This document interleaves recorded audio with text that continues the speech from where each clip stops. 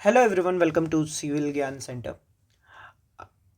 आज की वीडियो में हम लोग एनालिसिस ऑफ स्ट्रेसेस पढ़ेंगे और हम लोग इसमें देखेंगे कि स्ट्रेस दो प्रकार के हैं, लोड स्ट्रेस और टेम्परेचर स्ट्रेस, और वो कैसे, उनके फॉर्मूले हैं, क्या किस तरह से लग रहे हैं, ये सब। अभी तक हम लोगों ने पेमेंट डिज़ाइन में फ्लेक्सिबल पेमेंट और रिजिड पेमेंट के बारे में बात कर ली है। उनके बीच में डिफरेंसेस क्या हैं, फ्लेक्सिबल पेमेंट के कितने मेथड्स हैं, जिसमें सबसे इम्पोर्टेंट सीबीआर वाला मेथड, उसमें डिटेल में बात किया है हमने, जीआई वैल्यू मेथड और भी कई सारे मेथड्स। आज हम लोग बात करेंगे कि रिजिड पेमेंट में एनालिसिस ऑफ स्ट्रेस जो होता है वो क्या कैसे होता है। तो देखिए, रिजिड पेमेंट में स्ट्रेसेस जो आते हैं वो दो तरह के होते हैं, एक लोड स्ट्रेस, एक टेम्परेचर स्ट्रेस। ठीक है, लोड स्ट्रेस बेसिक लोड की वजह से जो ऊपर लोड लग रहा है। टेम्परेचर स्ट्रेस दो तरह के होते हैं, वार्पिंग और फ्रिक्शनल स्ट्रेस। वार्पिंग जो है वो डे नाइट वेरिएशन की वजह से, डे एंड नाइट वेरिएशन की वजह से वार्पिंग स्ट्रेस आता है। और फ्रिक्शनल स्ट्रेस जो होता है वो सीजनल टेम्परेचर वेरिएशन की वजह से, मतलब विंटर समर, इसकी वजह से फ्रिक्शनल स्ट्रेस आता है। तो जो हमारा स्लैब होता है, क्योंकि हमारा जो रिजिड पेमेंट है वो स्लैब फॉर्म में है, तो उसके कुछ क्रिटिकल लोकेशंस होते हैं, लाइक कॉर्नर, ये क्रिटिकल होता है, एज और इंटीरियर। ये जो लोकेशंस है ये क्रिटिकल लोकेशंस होते हैं जहाँ पे क्रैक डेवलप करने के चांसेस हैं या वहाँ पे फेल करने का पेमेंट का चांसेस है। तो हम लोग जो ये तीन स्ट्रेसेस हम लोगों ने देखे, लोड की वजह से स्ट्रेसेस, ठीक है, टेम्परेचर में वार्पिंग और फ्रिक्शनल, ये तीनों इन्हीं तीन क्रिटिकल पॉइंट्स पे कैलकुलेट करते हैं। ठीक है, तो चलिए शुरू करते हैं। सबसे पहला है हमारा लोड स्ट्रेस। तो लोड क्या है? Stress is develop in longitudinal direction of slab due two wheel load, wheel load की वजह से लगता है। अब देखिए, फॉर्मूला यहाँ पे बहुत गंदे गंदे टाइप के फॉर्मूले दिखने को मिलेंगे। क्या हमको वो फॉर्मूले पढ़ने हैं? तो मैं बोलूँगा कि अगर आप एसएससी जेई, आरआरबी जेई, मान लीजिए एई एग्ज़ाम को भी मैं काउंट कर ले रहा हूँ, एई एग्ज़ाम और ईएससी प्री तक की बात कर रहे हैं तो नहीं करना है।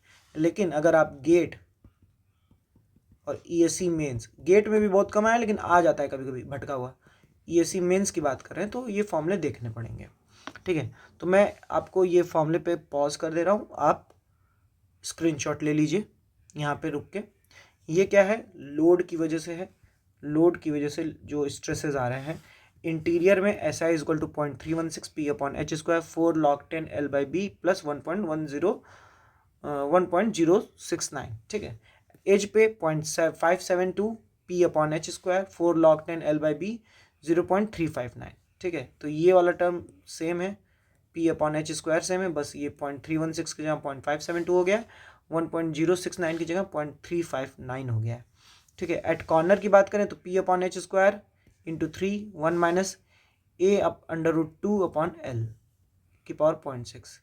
ठीक है, इतना ये बात हो गया। होप करता हूँ आपको राइट डाउन कर लिया होगा।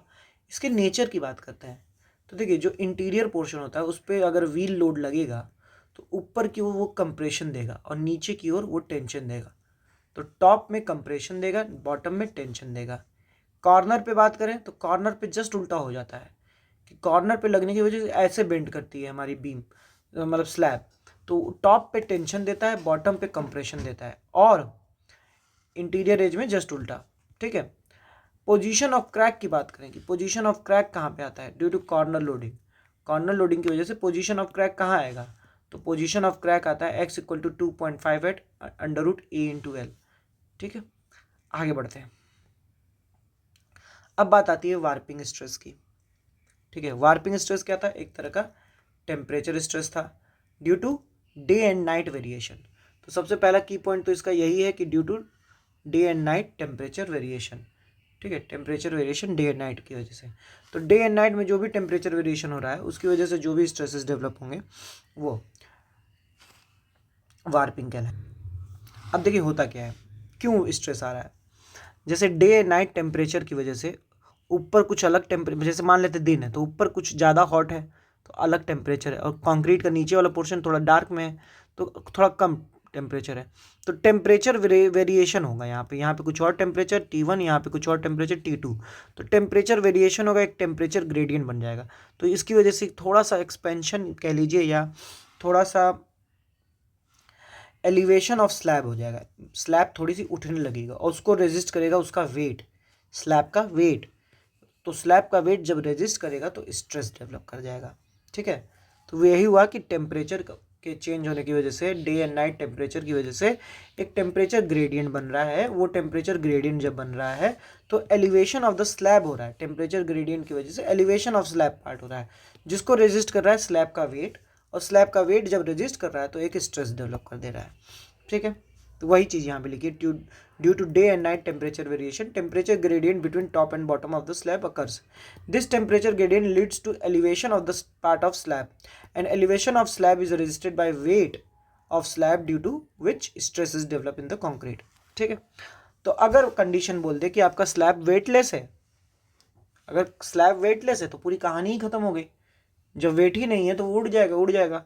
तो इस the slab is consider weightless then there is no warping stress. तो कंडीशन कभी कभी दे देता है कि स्लैब वेटलेस बोल देगा, तो आपको जानना होगा कि वहाँ पे वार्पिंग स्ट्रेस नहीं होगा। Critical location of warping stress will be centre of the slab. Centre of the slab जो होता है इसका क्रिटिकल लोकेशन होता है। बात करते हैं मैग्नीट्यूड की, मतलब कितनी वैल्यू आएगी, तो इसको भी अगेन रो पॉज करके स्क्रीनशॉट लेके लिख लीजिए कि इंटीरियर पे E into alpha T upon 2 C X plus mu C Y upon 1 minus mu square. Edge पे C X E alpha T by 2 और C Y E alpha T by 2, इन दोनों में जो मैक्सिमम है। कॉर्नर पे बात करें तो E alpha T by 3 into 1 minus mu under root में ए बाई एल, ठीक है। डे टाइम की बात करें तो डे टाइम में ऊपर की ओर क्या कहते हैं, क्या है, टेम्परेचर ज़्यादा है। आप खुद समझिए, ऊपर की ओर टेम्परेचर ज़्यादा होगा एज़ कम्पेयर टू नीचे वाला। तो ऊपर वाला फैलने की कोशिश करेगा ना, लेकिन नीचे वाला उसको रोकेगा। तो फैलने की जब कोशिश करेगा तो उसको रोकेगा, तो ऊपर किस नेचर का स्ट्रेस डेवलप होगा, कंप्रेसिव नेचर का। और नीचे वाला उस ऊपर के मुकाबले कम फैला है तो उसको और फैलाने की कोशिश करेगा, तो उस नीचे की ओर टेंशन डेवलप करेगा। नाइट में जस्ट उल्टा, नाइट में जस्ट उल्टा क्या कि ऊपर अब टेम्परेचर कम है और नीचे ज़्यादा है, तो ऊपर वाला नीचे वाले के कंपैरिजन में कम फैला है तो उसको फैलाएगा वो, तो ऊपर टेंशन डेवलप कर गया, नीचे कंप्रेशन डेवलप है। तो ये इंपॉर्टेंट चीज़ है, फॉर्मूले से ज़्यादा ये इंपॉर्टेंट चीज़ है कि वार्पिंग स्ट्रेस कहाँ पे कैसा डेवलप कर रहा है। एट डे ऊपर क्या कहते हैं, कंप्रेशन और नीचे टेंशन, और एट नाइट नीचे कंप्रेशन ऊपर टेंशन, ठीक है। ई क्या है, modulus of elasticity, alpha coefficient of thermal expansion, T temperature difference, mu Poisson's ratio, A है radius of contact area, L है radius of relative stiffness, and C X C Y जो है factors calculating graphically, ठीक है। ये जो factors है सी X C Y उनको ग्राफिकली कैलकुलेट किया जाता है, ठीक है। बात करते हैं आगे, तीसरा type of stress that is frictional stress. अब फ्रिक्शनल स्ट्रेस क्या है, ये किसकी वजह से था, seasonal variation of the temperature. Seasonal variation of the temperature मतलब विंटर है फिर समर है, ऐसे करके सीजनल वेरिएशन। तो अब देखिए, due to seasonal variation slab expand करेगी या कॉन्ट्रैक्ट करेगी, और उसके लिए जो रेजिस्टेंस लगेगा that will be your frictional stresses. The expansion contract is resisted by friction at bottom due to which frictional stresses develop in the concrete. In summer season compressive stress is developed and in winter season tensile stress, क्योंकि summer में slab फैलने की कोशिश करेगी तो उसको फैलने से रोकेगा कौन, कंप्रेसिव स्ट्रेस। और विंटर में स्लैब सिकुड़ने की कोशिश करेगी तो उसको सिकुड़ने से रोकेगा कौन, टेंसाइल स्ट्रेसेस। तो ये बात है, ठीक है। देखिए जैसे ये स्लैब है, ये स्लैब है, इसका आधा पोर्शन हमको दिख रहा है, तो इसका आधे पोर्शन का वेट क्या होगा, gamma into half into B L H, ठीक है। ये उसका वेट हो गया। और ये एस एफ, इसका स्ट्रेस यहाँ डेवलप हो रहा है क्रॉस सेक्शनल एरिया में, तो एस एफ मैक्सिमम क्या लिख सकते हैं, S F into B cross H, S F into B cross H, ये वाला एरिया इक्वल टू क्या होगा, F friction into gamma into half B L H, जो इसका इतने एरिया का जो फ्रिक्शन लग रहा है उसके बराबर। तो यहाँ से S F equal to half gamma F L की वैल्यू आ गई, S F equal to half gamma into F L, ठीक है। तो एस एफ हमको पता चल गया कि एस एफ जो है डायरेक्टली प्रोपोर्शनल टू एक्स है, at X equal to zero S F equal to zero, क्योंकि at corner position frictional stress is zero, और at X equal to L by two S F जो है maximum है, तो at centre location frictional stress is maximum. तो ये क्या कहते हैं, हमारा एस एफ जो है एक्स के ऊपर डिपेंड कर रहा है, एस एफ की वैल्यू, ठीक है। तो होप करता हूँ आपको समझ में आया हो। अच्छा अभी एक चीज़ बची है, ये बहुत इंपॉर्टेंट, सॉरी, ठीक है। तो ये SF की वैल्यू। अब देखिए ये बहुत इंपॉर्टेंट चीज़ है, ठीक है, क्योंकि मैं इसको करेक्ट करके थोड़ा लिख ले रहा हूँ। हाँ आ गया, ठीक है। तो देखिए अब किस कंडीशन में कहाँ पे कैसा स्ट्रेस डेवलप कर रहा है, ठीक है, किस कंडीशन में कहाँ पे कौन सा स्ट्रेस डेवलप कर रहा है। तो देखिए हमने 3 जगह देखी थी, इंटीरियर, एज और कॉर्नर। लोड स्ट्रेस की वजह से इंटीरियर पे टॉप में कंप्रेशन, बॉटम में टेंशन, एज पे टॉप में कंप्रेशन, बॉटम में टेंशन, और कॉर्नर पे चेंज हो जा रहा था, टॉप में टेंशन आ रहा था, बॉटम में कंप्रेशन। वार्पिंग, वार्पिंग किसकी वजह से आ रहा था, जो स्लैब वेटलेट थी और उसमें day and night temperature variation की वजह से। तो डे में ऊपर कंप्रेशन नीचे टेंशन, ऊपर कंप्रेशन नीचे टेंशन, ऊपर कंप्रेशन नीचे टेंशन, और नाइट में ऊपर टेंशन नीचे कंप्रेशन, ऊपर टेंशन नीचे कंप्रेशन, ऊपर टेंशन नीचे कंप्रेशन, ठीक है। फ्रिक्शनल स्ट्रेसेस की बात की जाए तो फ्रिक्शनल स्ट्रेसेस विंटर में टेंशन टेंशन टेंशन टेंशन।